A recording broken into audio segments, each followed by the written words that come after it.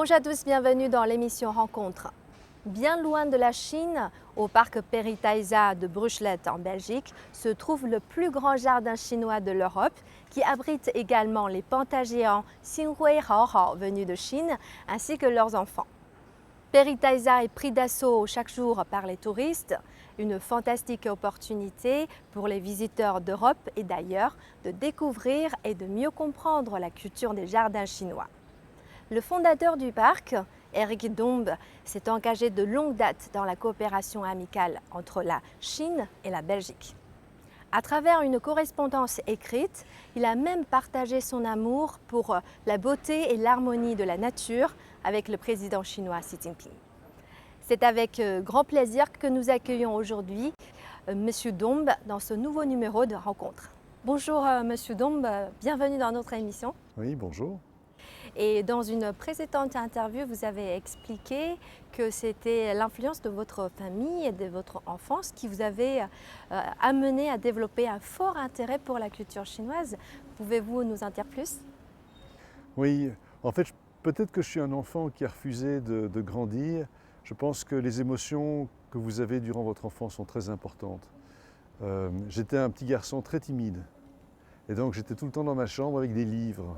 Et ma mère était passionnée par votre pays. Elle adorait la Chine à tout point de vue, la littérature, la poésie, la peinture, les arts d'une manière générale. Et donc, si vous voulez, j'ai baigné là-dedans tout petit.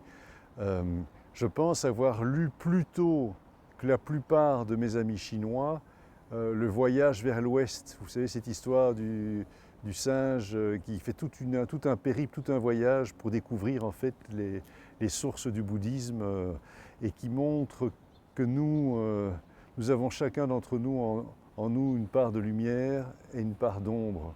Et cette quête de vérité, de sagesse est une très belle histoire. C'est probablement un des plus beaux livres de la littérature chinoise et j'ai lu ça quand j'étais tout petit.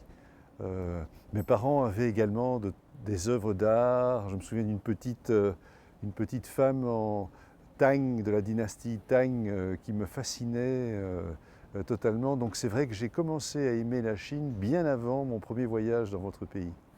Et votre premier voyage en Chine, c'était... C'était presque 20 ans. Je rêvais de construire un jardin chinois. J'avais visité à Montréal un jardin chinois extraordinaire dans le jardin botanique de Montréal. C'était la ville de Shanghai qui avait voulu offrir ce jardin et j'ai eu le coup de foudre. Et donc c'était il y a longtemps, c'était en 1997. Donc j'ai attendu 8 ans avant de pouvoir construire notre jardin chinois avec les mêmes spécialistes qui sont basés à Shanghai. Et depuis lors, presque chaque année, nous l'améliorons, nous l'embellissons, nous l'agrandissons. Et je suis justement ici en Chine pour préparer l'extension de notre jardin chinois. Et jusqu'à présent, combien de fois avez-vous déjà voyagé en Chine?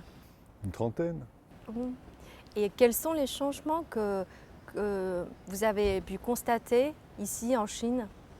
Mais peut-être que je suis moins sensible qu'un autre aux changements qui ont lieu dans la ville, dans les villes, les changements au niveau des moyens de transport, des moyens de télécommunication, de cette modernisation extraordinaire de votre société, parce que fondamentalement, moi je suis un homme de la campagne. Et quand je vais en Chine, c'est surtout les paysages, les musées, les temples, donc c'est un peu la Chine éternelle qui me fascine, mais je suis quand même admiratif de l'évolution extraordinaire de votre pays. Un de mes amis mexicains était en Allemagne il y a quelques jours. L'Allemagne qui est le pays de l'automobile. Et il me disait, Eric, c'est incroyable, je suis allé dans une société de location de voitures et la voiture qu'on m'a proposée était une voiture chinoise. Une voiture électrique? Une voiture électrique. Et donc j'ai un peu hésité parce que je m'attendais à ce qu'il me donne une BMW ou une Mercedes. Et je suis entré dans une voiture extraordinaire. Et ça, c'est un signe parmi d'autres de la révolution qui est en train de se passer dans ce pays. Mais c'est vrai que moi, je suis plutôt un poète, je suis plutôt un jardinier. Donc, je suis plutôt passionné par la nature, bien entendu, les animaux extraordinaires que l'on trouve dans votre pays, mais aussi son architecture classique, ses jardins. Ce qui ne changera jamais en fait, ce qui est devenu classique parce que ça a traversé toutes les modes et c'est toujours magnifique. Et quand vous est venue l'idée de construire ce magnifique parc zoologique Peri Taisa? En fait, je voulais être chirurgien, je voulais être médecin comme mon père, qui était mon Dieu. C'est un homme que j'admirais énormément. Et un jour, il m'a dit, écoute Eric, ne sois pas médecin parce que tu es tellement maladroit, tu vas tuer tout le monde. Et donc j'ai fait d'autres études, j'ai fait des études de droit qui sont des études plus faciles. Et j'étais pas heureux en fait. Mes premiers métiers n'étaient pas des métiers qui me rendaient heureux parce que fondamentalement, j'aimais la nature, profondément. J'aime les gens aussi, j'aime les cultures, j'aime ce qu'il y a de beau dans les cultures du monde. Et un jour, quelqu'un m'a proposé de visiter un ancien domaine, très ancien domaine, un peu en ruine, une ancienne abbaye. Et là, j'ai eu encore une fois le coup de foudre. Et j'ai dit, voilà, je vais changer de vie en quelques jours. J'avais créé une société de conseil qui marchait très bien à l'époque. J'ai donné les clés de cette entreprise à mon associé. Je dis, écoute, continue tout seul, moi je vais faire autre chose. Et c'est comme ça que j'ai commencé à créer ce petit jardin de Peri Taisa. Et pourquoi ce choix de construire un jardin chinois dans un parc européen? Parce que le jardin chinois est le papa de tous les grands jardins du monde. On dit souvent en Europe que les jardins anglais sont les plus beaux, mais les jardins anglais ont été énormément influencés par les jardins de Chine. Et notamment une vieille technique de paysage, quand vous avez une très belle montagne ou une pagode par exemple qui n'est pas dans votre jardin, eh bien vous orientez en fait la perspective pour donner l'impression que la pagode ou la montagne fait partie de votre jardin. C'est une technique paysagère très remarquable qui a été développée par les Chinois et qui a été copiée par les Anglais. Prenons l'exemple du Japon. Alors l'histoire du jardin au Japon, comme l'histoire du thé d'ailleurs, a fortement évolué, mais ils ont tout appris des Chinois. Quand on aime les jardins, c'est-à-dire des jardins qui sont riches de symboles, de sagesse, il faut aller en Chine. Vous vous promenez dans un vieux jardin chinois et vous marchez sur des petites pierres, vous êtes en train de vous masser les pieds sans même vous en rendre compte. Il n'y a aucun autre jardin au monde qui a cette capacité d'allier les bienfaits pour la santé, pour le corps d'une manière générale, et en même temps de toucher l'esprit et d'être beau. C'est à la fois efficace parce que ça vous fait du bien et c'est extrêmement beau. On sent un vrai amour dans votre phrase. Et alors, comment s'est déroulé le processus de construction? Alors, en fait, je savais qui avait construit le jardin chinois de Montréal, qui m'avait fortement inspiré.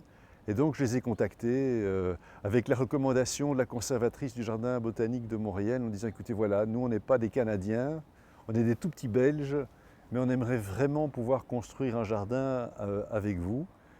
Et c'est comme ça qu'en 2005, nos premiers amis chinois sont arrivés pour construire la première partie du jardin. Et les matériels, la technique, tout ça vient de Chine? Bien sûr. C'est authentique? Tout à fait authentique. D'une authenticité qui est presque inimaginable. Et je pense que, en fait, on est devenus très amis très vite parce qu'ils ont compris qu'ils avaient en face d'eux quelqu'un qui aimait la Chine vraiment du fond du cœur et qui aimait la culture chinoise. J'ai beaucoup lu sur l'histoire des jardins. Je leur ai même rappelé une chose que j'avais lue dans un vieux bouquin, d'un vieux livre, que dans un vrai jardin chinois classique, vous ne pouvez pas avoir de gazon, il ne peut pas y avoir de pelouse, parce que la pelouse évoque les envahisseurs du Nord. C'est pour ça que le premier empereur a fait construire la muraille de Chine, c'est pour empêcher les envahisseurs du Nord. Ça a toujours été une grande angoisse du peuple des Han, c'est ceux qui venaient du Nord. Et donc dans les vieux jardins, en principe, il n'y avait pas de pelouse, pas d'herbe, parce que ça évoquait des moments un peu compliqués de votre histoire. C'est vous dire à quel point j'attache de l'importance à la vérité et à l'authenticité.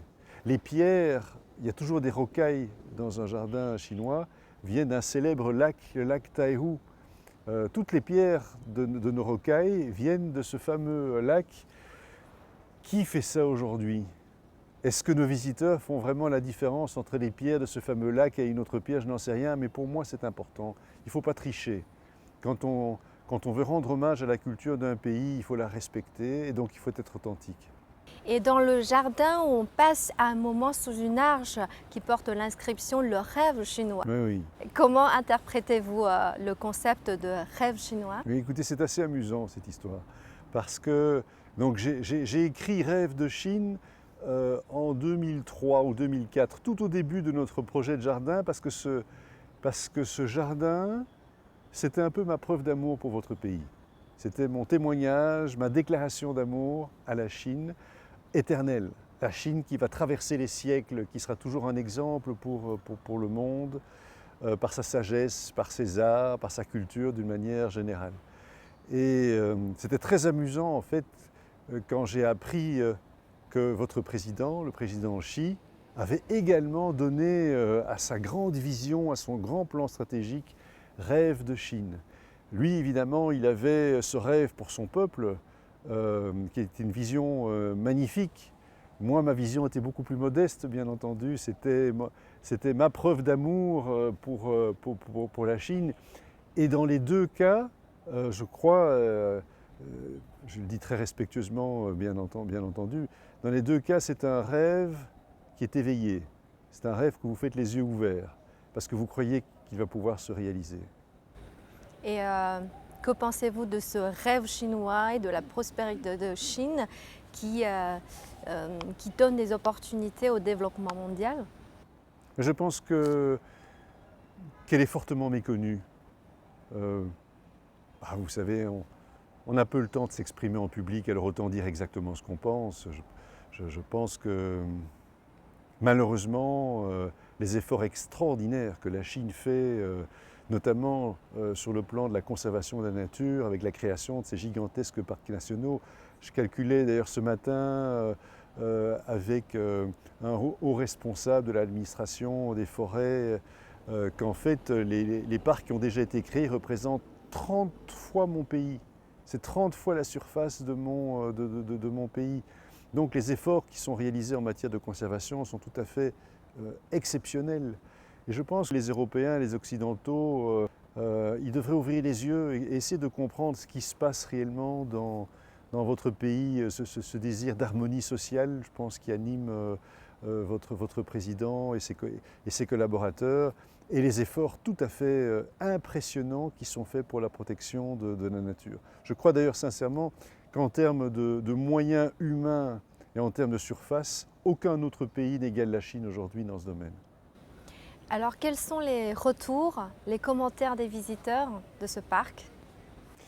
Mais quand j'ai créé le parc, la partie chinoise de notre parc, c'était donc en 2005. Et à l'époque, il n'y avait pas de panda. Il y avait très peu d'animaux. Et ce jardin est devenu l'endroit préféré de mes visiteurs. Donc vous imaginez que quand les pandas sont arrivés, il a encore été plus aimé, bien entendu. Mais dès le départ, les gens se sentaient bien, en fait, à l'intérieur de ce jardin. Et je pense que la beauté, elle va sauver le monde. La beauté va réunir toutes les femmes et les hommes d'opinions différentes. Il faut promouvoir la beauté. C'est le rôle d'un jardin comme le nôtre. Et donc, je pense qu'en allant plus loin que ce qu'on a fait jusqu'à présent et en faisant mieux connaître les beautés naturelles et culturelles de la Chine, nous allons rapprocher les peuples les uns des autres. D'après vous, c'est plutôt le jardin ou les pandas qui ont amené les visiteurs? Je pense que c'est les deux. Je pense que le jardin chinois et les pandas ont probablement eu plus de succès que les pandas partout ailleurs dans le monde en dehors de la Chine. Parce que les pandas sont arrivés dans un écrin de beauté qui exprime en fait la Chine dans ce qu'elle a de merveilleux. Je pense que c'est vraiment l'association des deux. Vous savez, nous avons parfois des visiteurs qui se promènent dans le jardin chinois et qui ne vont même plus voir les pandas. Ils les ont vus, ils les adorent, ils les connaissent par cœur, ils sont capables de les distinguer, ce qui est très très difficile. Je trouve qu'ils se ressemblent très fort. Eh bien, nous avons nos visiteurs, ils savent pertinemment faire la différence entre nos 5 pandas, mais ils sont dans un ensemble qui évoque les trésors de la Chine. Et donc, ce n'est pas l'un ou l'autre, c'est l'un et l'autre. C'est 1 plus 1 égale 3. Et c'est en 2014, lorsque le président chinois Xi Jinping effectuait une visite d'État en Belgique, il a inauguré avec le roi Philippe le territoire des pandas géants. Pouvez-vous nous raconter un peu cette rencontre entre le parc Peritaisa et les pandas géants Xinghui et Haohao?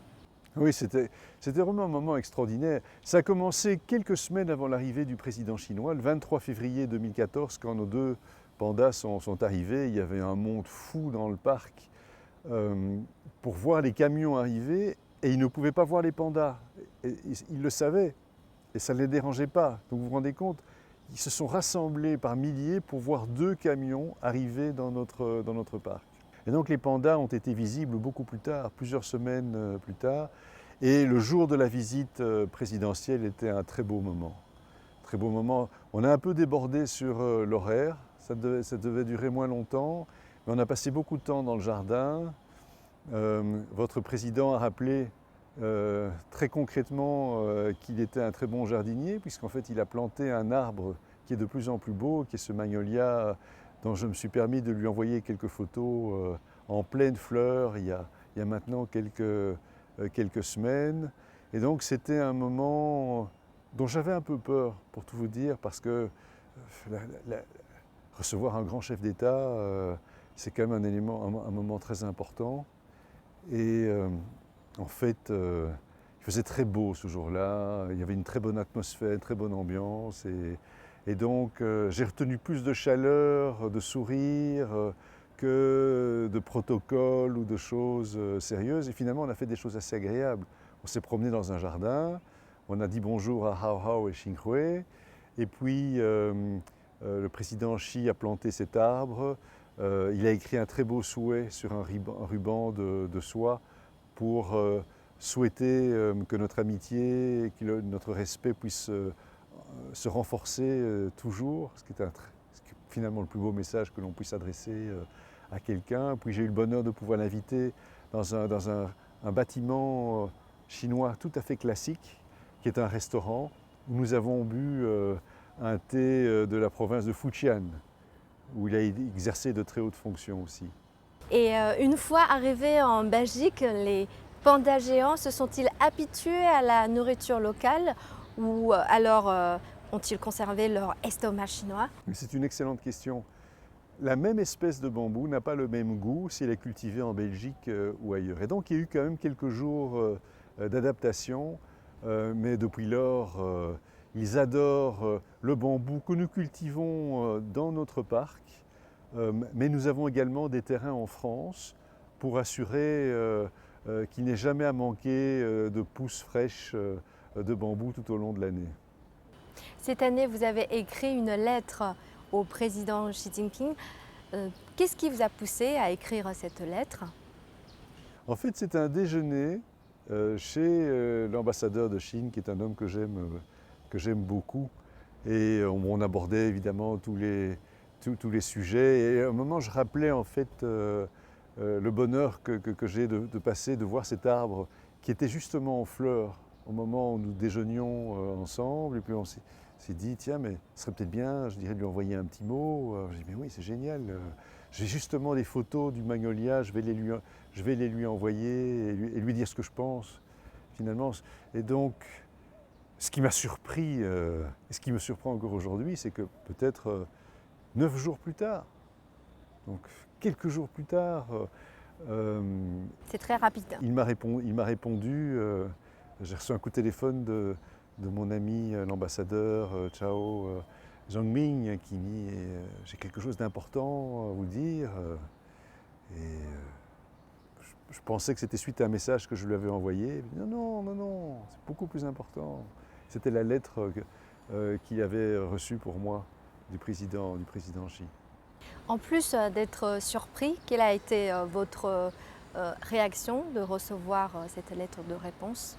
Vous savez, quand on développe un projet comme celui-là, on a de l'enthousiasme, parfois on a des moments de découragement, parfois même de lassitude, parce que la vie de tous les jours, toutes les décisions que vous devez prendre tous les jours pour embellir un parc d'année en année finissent par vous user un petit peu.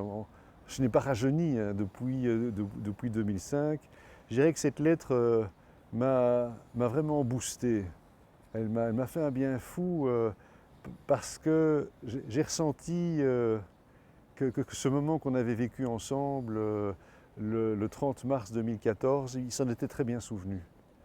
Et j'ai pris à la lettre ces encouragements à renforcer l'amitié entre nos peuples. Ça a vraiment boosté ma créativité. Et c'est très vraisemblablement la raison pour laquelle je suis en Chine ici aujourd'hui, en reprenant des idées anciennes en fait, que j'avais abandonnées et que je voudrais maintenant réaliser avec la construction d'un jardin, enfin pas d'un jardin, pardonnez-moi, mais d'un village traditionnel chinois. Le jardin, il existe déjà, mais je veux montrer en fait le caractère complémentaire entre la nature qui est symbolisée dans un jardin et les relations sociales parfaites qui sont symbolisées dans un beau village chinois.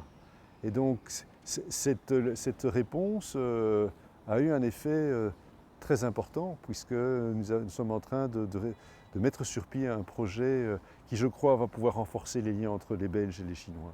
Pouvez-vous partager avec nous quelques messages qui vous ont marqué dans sa lettre de réponse? Mais d'abord, bien sûr, ce qui me touchait le plus, c'est qu'il se souvenait très bien de sa visite avec la première dame et qu'il était content de voir que l'arbre qu'il avait planté était en pleine forme et en pleine fleur.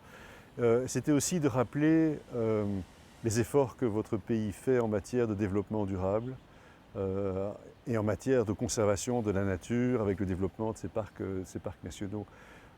Moi, je suis convaincu que les premières villes tout à fait écologiques au monde, c'est en Chine qu'ils vont se construire.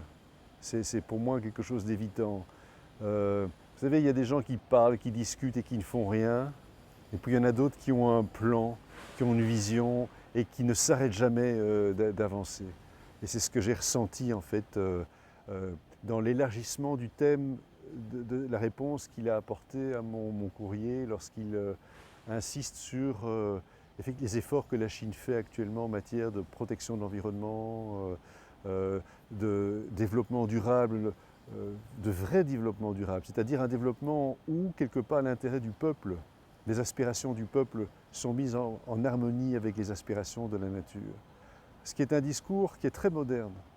Vous savez, aujourd'hui, les Occidentaux, on a l'impression qu'ils n'aiment plus l'homme, qu'ils ne croient plus en lui, qui dit non, il faut que l'homme, presque qu'il disparaisse, il faut juste essayer de protéger la nature. On n'arrivera jamais à agir de cette façon-là. Je veux dire, on ne peut pas nier l'homme, il faut continuer à croire en lui. Et la recherche de cette harmonie entre les peuples et leur rapport à la nature qui pourrait devenir un rapport beaucoup plus respectueux, beaucoup plus harmonieux, comme les anglo-saxons disent win-win, ça c'est le message de l'avenir. Gagnant-gagnant. Absolument. Vous avez beaucoup lu sur la Chine. Ici, je voudrais citer quelques dictons chinois et je voudrais savoir quelle lecture faites-vous. Par exemple, un dicton Qiu Tong Cun Yi qui veut dire chercher un terrain d'entente tout en réservant les différences et Mei Mei Yu Gong qui veut dire l'harmonie entre les diverses civilisations. Ça, c'est l'identité chinoise, c'est la perle chinoise, c'est le diamant chinois, c'est le désir d'atteindre l'équilibre harmonieux, c'est-à-dire un équilibre supérieur, pas un équilibre inférieur, en arrivant à mettre en équilibre juste des forces qui sont contraires. Les intérêts égoïstes, les besoins des autres avec les aspirations qui sont personnelles. C'est un équilibre qui n'est jamais atteint et qui implique un travail permanent de recherche, d'harmonie entre des intérêts qui peuvent être contradictoires. Et ça, pour moi, ça symbolise l'originalité absolue de la pensée chinoise depuis très longtemps. Que pensez-vous des réalisations de la Chine dans le domaine de la protection de la biodiversité ces dernières années? Mais écoutez, ils sont évidemment très impressionnants. Ils sont impressionnants par le nombre de kilomètres carrés. Plus d'1 million de kilomètres carrés, c'est absolument gigantesque comme territoire. Les moyens humains qui sont affectés à la mise en œuvre de ces parcs nationaux et le désir de rencontrer les difficultés que cela présente. Vous avez des populations qui vivent sur place ou à proximité. Et donc de nouveau, si vous voulez, la vérité, c'est la recherche de l'harmonie. Donc c'est la voie difficile qui a été choisie, de protéger des territoires aussi gigantesques. Et je crois que c'est une preuve de la sincérité, en fait, de la vision de votre peuple. Le monde ne voit pas cela. Vous le faites par respect pour la vie autour de vous, parce que vous avez vraiment envie de trouver cette place équilibrée entre les humains et les animaux, les plantes, etc. Et donc, ça vaut le plus convaincant des discours, c'est quand même la réalité qui est celle qui est en place aujourd'hui. Et comme je le disais, il n'y a aucun autre pays qui a aujourd'hui une ambition aussi colossale en matière de protection des territoires naturels. D'après vous, comment faut-il organiser la coopération internationale en matière de protection de biodiversité? Mais déjà, je pense que chacun sur son territoire doit faire les efforts nécessaires. Alors bien sûr, échanger les expériences, accueillir les grandes conventions comme celle de Ramsar qui a eu lieu en Chine. La coopération, la collaboration et l'amitié. On a l'impression que l'amitié, c'est quelque chose qui devrait rester dans la sphère privée. En fait, l'amitié, elle ouvre toutes les portes. Elle crée de l'enthousiasme, elle maintient la curiosité des uns par rapport aux autres. Il y a des personnes formidables aux quatre coins du monde qui dédient leur vie à la protection de la nature. Il y a des idées nouvelles qui sont développées. Jusqu'où va l'intervention, par exemple, sur un territoire naturel? Faut-il intervenir? Et c'est oui, de quelle manière? Un certain nombre d'idées reçues, d'idées anciennes, peuvent être remises en cause aujourd'hui par le partage des connaissances. Et ce que j'espère, franchement, c'est que les agendas politiques des nations vont laisser, comme les Jeux olympiques par exemple, une place libre, ouverte, confiante, spontanée, enthousiaste pour le développement de la science, du vivant et la protection de la nature. Vous avez parlé du magnolia que le président Xi et le roi Philippe avaient planté en 2014. C'est d'ailleurs sous ce magnolia que vous avez ouvert récemment sa lettre de réponse. Comment envisagez-vous l'avenir des relations entre la Chine et la Belgique? Écoutez, c'est très simple. Nous allons continuer à arroser l'amitié en prenant soin de cet arbre. C'est une façon de parler, bien entendu. Les actes sont ce qui est important. Parce qu'il ne faut pas vivre dans un monde déconnecté de la réalité où seuls les mots flottent dans l'espace. Je crois que je suis convaincu que l'amitié et le goût de la beauté d'une manière générale, la beauté, la bonté, les qualités humaines qui sont à la portée de tout le monde. Je ne suis pas quelqu'un de très intelligent, donc j'ai trouvé, si vous voulez, la solution à mes problèmes, c'est que je me suis entouré de gens beaucoup plus malins que moi pour atteindre tous les objectifs que je me suis donnés. Mais l'amitié, par contre, la gentillesse, le respect d'autrui, c'était un des souhaits du président Xi, c'est à la portée de tout le monde.